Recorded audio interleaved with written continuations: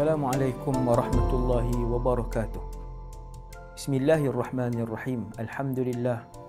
Wassalatu wassalamu ala rasulillah wa ala alihi wa sahbihi wa man walah wa la hawla wa la quwwata illa billah, amma ba'd. Muslimin muslimat hadirin yang dirahmati Allah, kisah hidup akhir zaman. Kita dah sampai kepada episod 21. Dalam kisah hidup akhir zaman, rancangan ini saya bentangkan kepada tuan-tuan ke semua tanda-tanda kecil insya-Allah yang Nabi pernah sebut dan ke semua tanda-tanda besar insya-Allah yang pernah diceritakan oleh baginda Rasulullah sallallahu alaihi wasallam.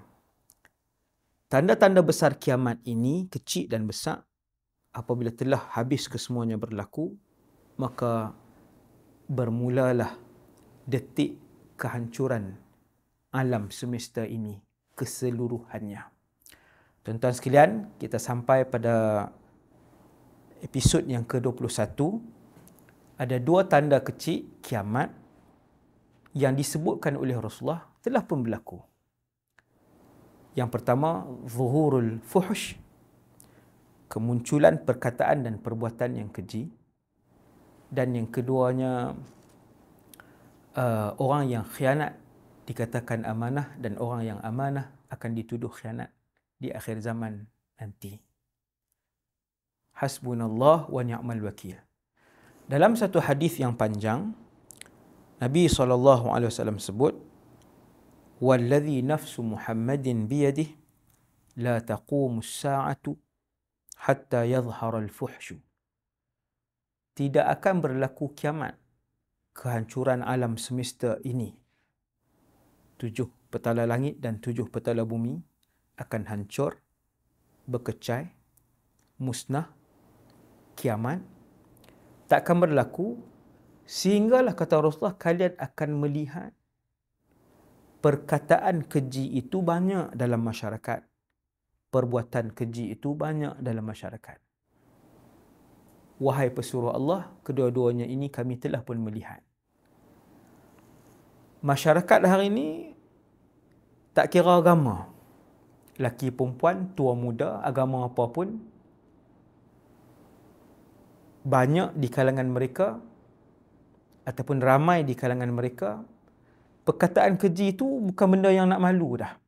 Kadang sembang melawak pun mengeluarkan perkataan yang kesat, perkataan yang buruk, perkataan yang keji. Sembang biasa aja. Apatah lagi kalau bergaduh. Kalau bergaduh, kita tengok orang bergaduh hari ini seolah-olah tak ada agama hari ini. Sedangkan perkataan kesat, perkataan keji ini, siapa pun orang itu, maka dia meruntuhkan perasaan kasih seseorang. Membuatkan hubungan persaudaraan, persahabatan menjadi jauh. Api permusuhan bangkit dengan perkataan yang tak elok. Maka Nabi terakhir untuk manusia alam ini, Rasulullah Muhammad SAW, satu orang yang bercakap lemah lembut, satu orang yang mengharamkan umatnya untuk menipu, satu orang yang mengharamkan umatnya untuk bercakap buruk tentang orang lain, satu orang Rasul yang mengharam umatnya untuk membuat fitnah kepada mana-mana orang lain. Tetapi hari ini Nabi sebut, Nabi kata, kalian akan melihat al-fuhush akan menjadi begitu banyak tersebar. Bukan sahaja di mulut, tulisan bahkan. Dan up status sebagainya. Perli orang-orang yang dikeliling, perli rakan-rakan sekerja, perli orang yang duduk serumah dengan dia, perli jiran dia, perli kawan-kawan dia masuk dalam Facebook, Twitter, macam-macam hari ini dengan perkataan-perkataan yang tak elok. Bahkan lebih teruk daripada tu, tipu pula. Hasbunallah wa ni'mal wakil. Sebagian ulama berpendapat ketika Nabi kata hatta yadhharul fuhshu, kamu akan tengok benda keji ni banyak. Ulama kata benda keji itu pakaian, antaranya pakaian. Orang tak tutup aurat.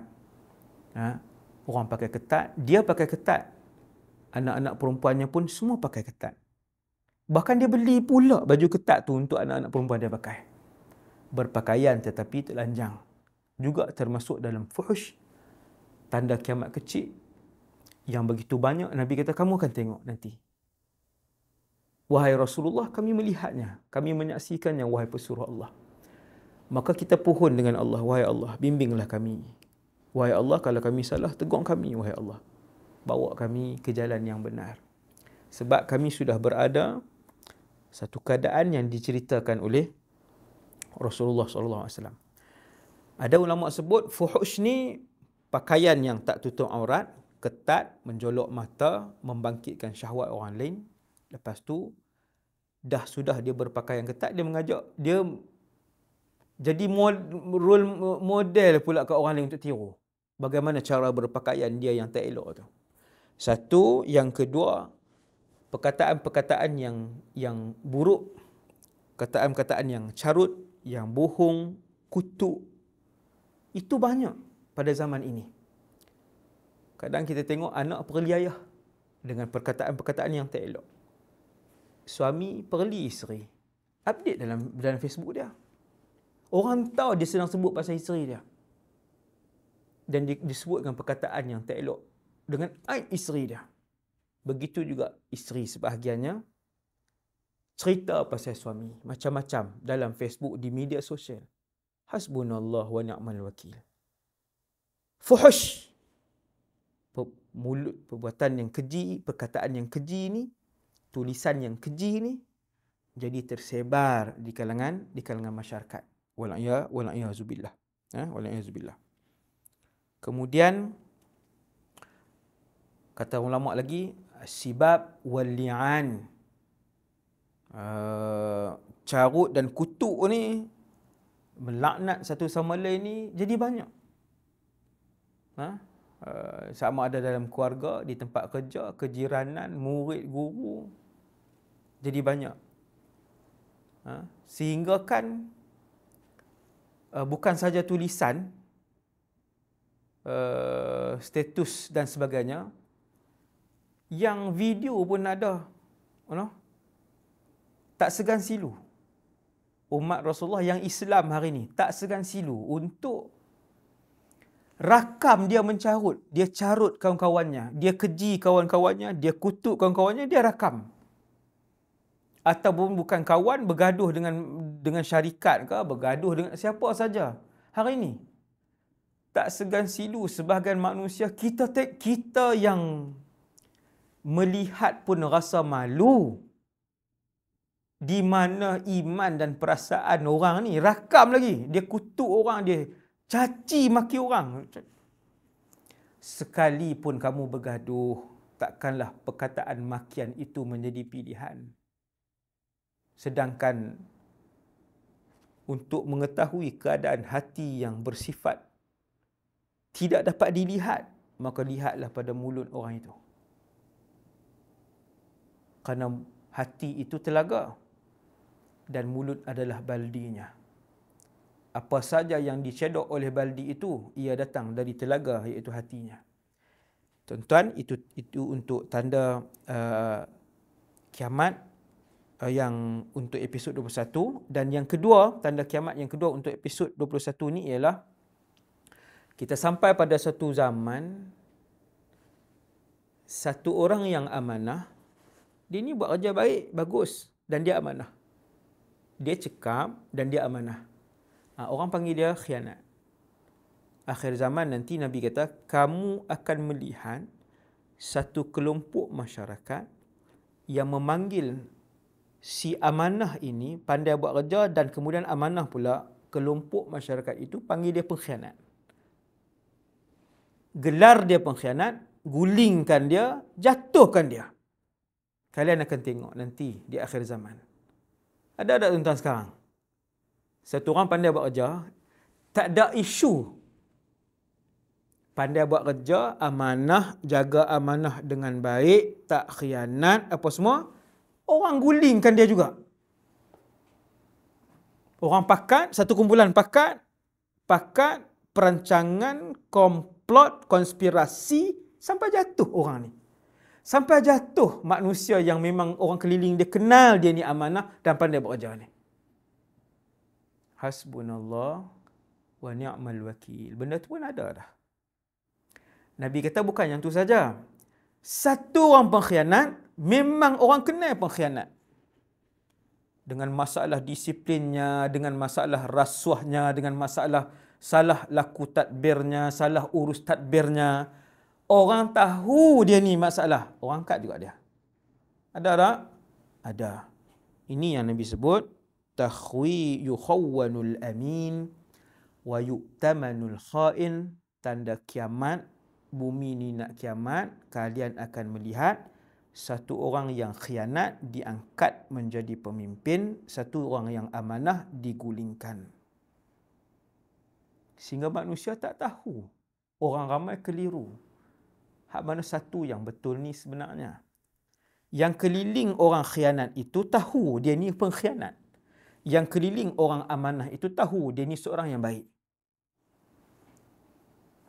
Dalam keadaan orang keliling itu tahu pun ada pihak luar lagi yang menuduh si khianat itu amanah, yang mengangkat si pengkhianat itu sebagai amanah, yang menuduh si yang amanah pandai bekerja tadi sebagai pengkhianat. Pun masih ada lagi kumpulan tersebut. Wujud kumpulan itu nanti kata Rasulullah di akhir zaman.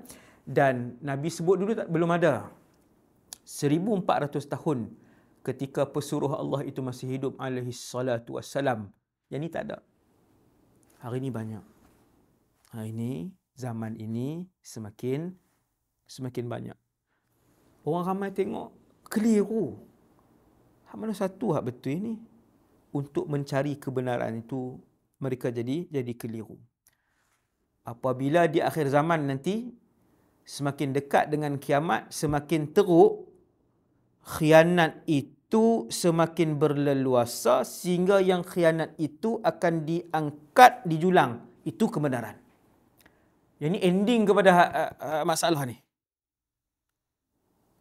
Waktu itu, ending nanti, kita ni dalam perjalanan ke situ, sudah berlaku Nabi sebut ni. Ending dia nanti kata para ulama, pengkhianat itu dianggap, betul-betul dianggap, bukan berlakon, dianggap oleh masyarakat, inilah hero yang memperjuangkan kebenaran, sedangkan dialah yang songlap, dialah yang rasuah paling banyak, dialah yang tipu paling banyak, dia orang itu. Hasbunallah wa ni'mal wakil. Hasbunallah wa ni'mal wakil. Keadaan itu juga akan berlaku ketika mana kezaliman berleluasa di kalangan masyarakat, maka masyarakat ketika itu memilih orang yang zalim. Memang memilih untuk orang jahat untuk naik. Mereka sendiri memilih orang jahat untuk naik. Kerana bagi mereka ketika itu, khianat itu sudah dipandang sebagai amanah ketika itu.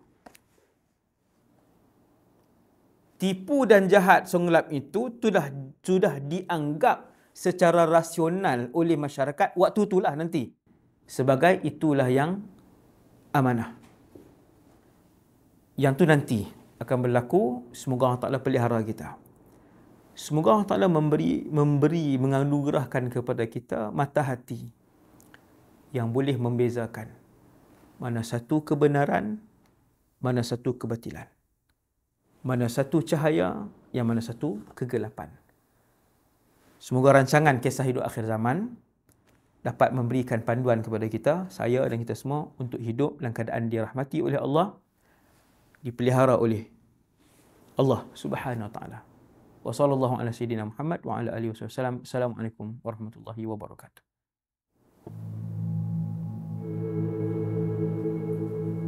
Perjalanan kehidupan manusia dalam menghadapi cabaran akhir zaman.